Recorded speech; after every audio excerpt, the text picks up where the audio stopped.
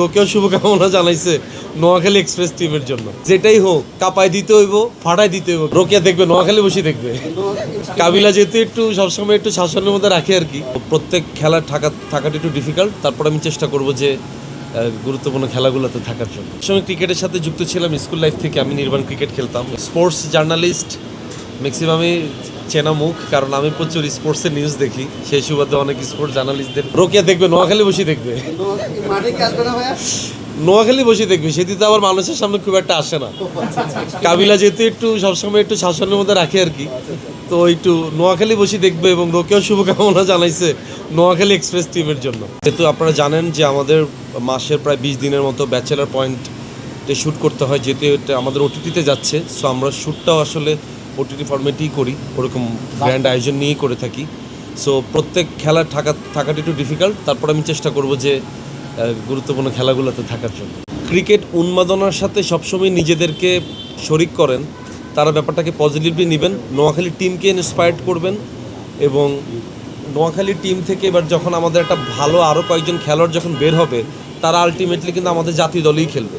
So আমি চাই যে খেলাটাকে পজিটিভলি এনজয় করা এবং খেলাটাকে এবং খেলোয়াড়দেরকে ইন্সপায়ার্ড করা। খেলোয়াড়রা পারফরমেন্স ভালো করবে, খারাপ করবে, অনেক কিছুই হবে। সো আমি চাই সেক্ষেত্রে আপনারা গঠনমূলক সমালোচনা করেন, যাতে করে ওরাও যাতে বুঝতে পারে তাদের পারফরমেন্সে কোন জায়গায় ঘাটতি আছে, পরবর্তীতে সেটা তারা ওইটা নিয়ে তারা কাজ করবে। তাহলে মেসেজ হচ্ছে, যেটাই হোক কাপায় দিতে হইব, ফাটাই দিতে হইব খেলি। চিনতে পারতেছি আমি। আর সবচেয়ে বড় কথা হচ্ছে, নোয়াখালী এক্সপ্রেসের একটা টিম বিপিএলের মতো এত বড় আসরে হয়েছে, এটা আমার জন্য অনেক গর্বের এবং নোয়াখালী মানুষের জন্য অনেক গর্বের। আমি মনে করি এটা অনেক আগেই হওয়া উচিত ছিল।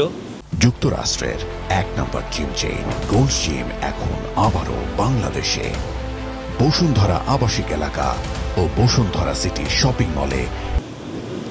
যেহেতু এত বছর পরে হয়েছে, তাও তো হয়েছে, তো এই আনন্দটা অন্যরকম। আশা করি নোয়াখালী এক্সপ্রেসের মাধ্যমে বিপিএল এবার অনেক, বিপিএলে নোয়াখালী এক্সপ্রেস ভালো একটা পারফরমেন্স তারা দিবেন। এবং আমি সবসময় চাবো যে নোয়াখালী এক্সপ্রেসের সাথে যারা জড়িত আছেন, এই টিমের সাথে কর্তা ব্যক্তিরা যারা আছেন, তাদের মাধ্যমে বলতে চাই যে যেহেতু আমি নোয়াখালীর ছেলে, সো আমি চাবো যে নোয়াখালীর ক্রিকেট অবকাঠামোর জন্য তারা যাতে কাজ করেন। কারণ নোয়াখালীর ক্রিকেট অবকাঠামোর মধ্যে ছেলেপেলেরা যারা এখন ক্রিকেট খেলতেছেন, তারা প্রত্যেকেই ভালো করতেছেন। তারপরে আপনারা যারা আসছেন, আমি চাই আপনাদের মাধ্যমেও নোয়াখালী ক্রিকেটটা অনেক এগিয়ে যাক, এই আশাবাদ আমি ব্যক্ত করি।